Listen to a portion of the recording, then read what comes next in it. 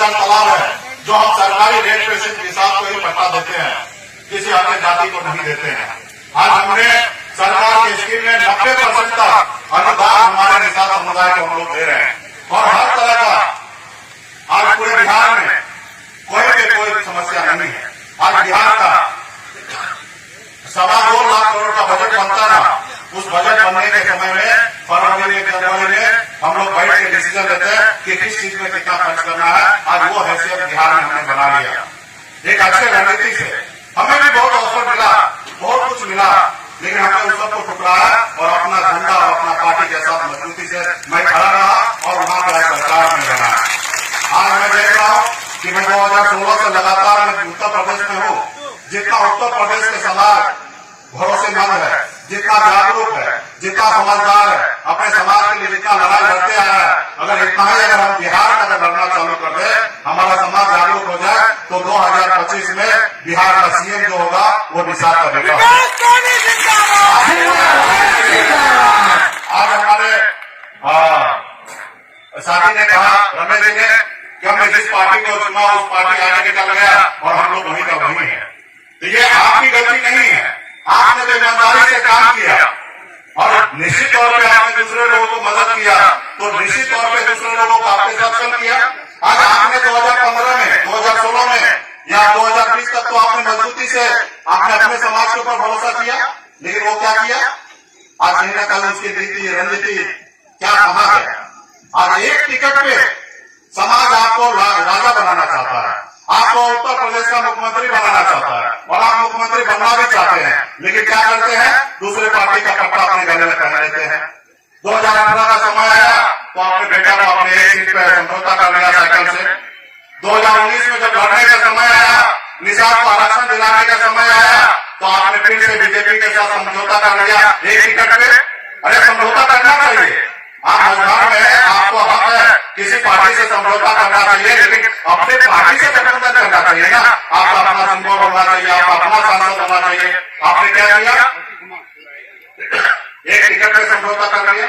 आज अभी आप देखते होंगे पिछले 3 महीने में उत्तर प्रदेश में अगर कोई पार्टी कोई समाज अगर सबसे ज्यादा चर्चित है तो निषाद समाज चर्चित है।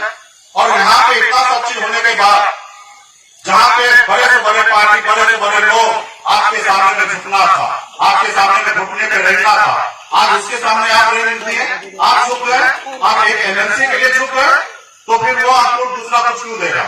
क्योंकि हमने बड़े नेता से जब मैं मिला कि भाई आपने उत्तर प्रदेश में निषाद समाज को अपने साथ क्यों नहीं लेके जाते, उन्होंने कहा कि जितने भी आपके नेता है 10-20 लाख रुपए में बिक जाता तो उनको टिकट देने की क्या आवश्यकता है?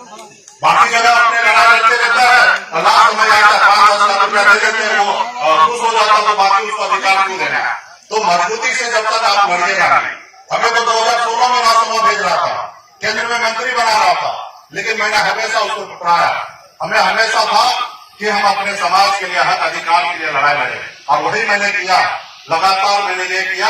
और 2020 तक में हमने 18 में पार्टी बना, 19 में यूपी के साथ गठबंधन किया, 20 में एनडीए के साथ नीतीश जी के नेतृत्व में हमने गठबंधन करके और बिहार में आज हमारी सरकार है। तो आज हम अपने वजूद के साथ रहे, लेकिन उत्तर प्रदेश में आप एक टिकट पे समझौता कर लिए। आज आप हमसे मदद लेते, आज मुकेश सहनी को बिहार से उत्तर प्रदेश आने की कोई आवश्यकता नहीं था।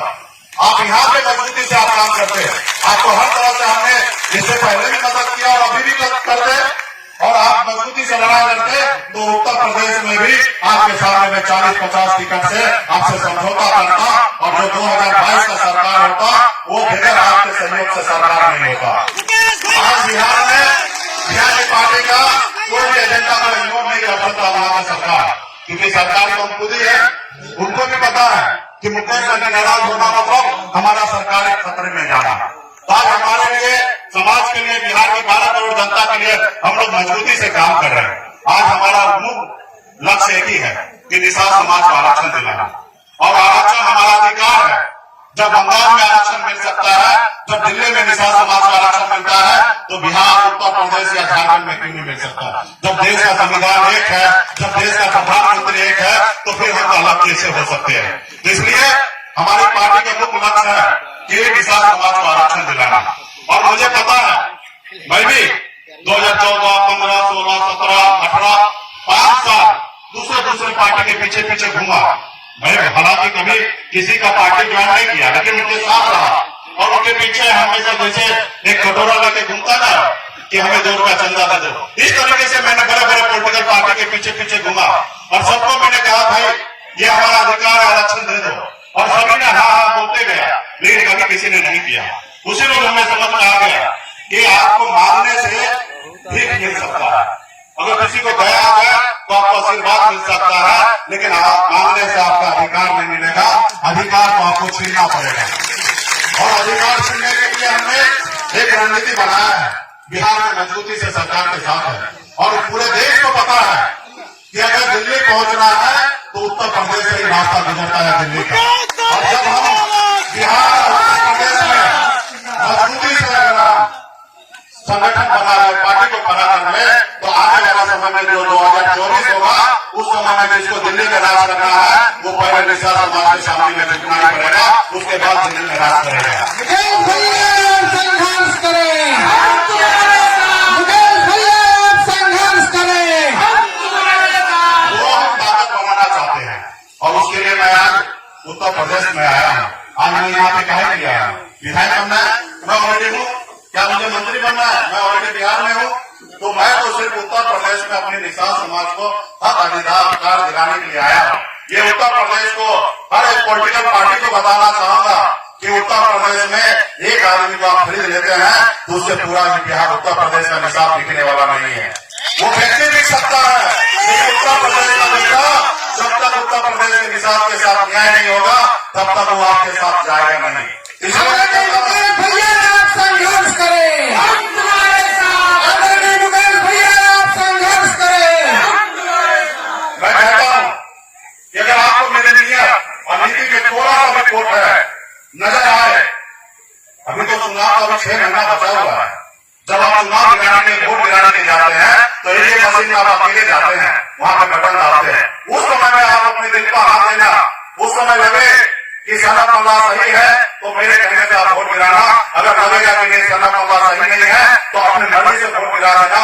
मेरा आप सबसे एक ही रिक्वेस्ट है कि आप सब आपस में एकता बनाए रखें, आपस में लड़ाई नहीं लड़े, एक दूसरे को ये ना करे।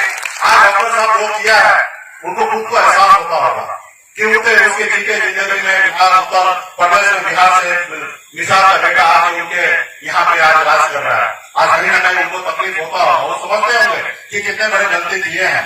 आज मैं तो खुले आम हमेशा उनको मैंने कहा कि आपको हर तरह से मैं मदद देने के लिए तैयार हूँ, मजबूती से आप लड़िए, आपके साथ मैं हूँ, बड़े से बड़े नेता आपके सामने में झुकेगा, आपको झुकने की आवश्यकता नहीं, लेकिन आज वो झुक गए, आज कुछ नहीं उनको होगा, जब आप ही झुक जाइएगा तो आपके सामने समझौता क्या करेगा। इसलिए आप सब मजबूती से पार्टी के साथ आइए, पार्टी सही समय में सही निर्णय लेगा।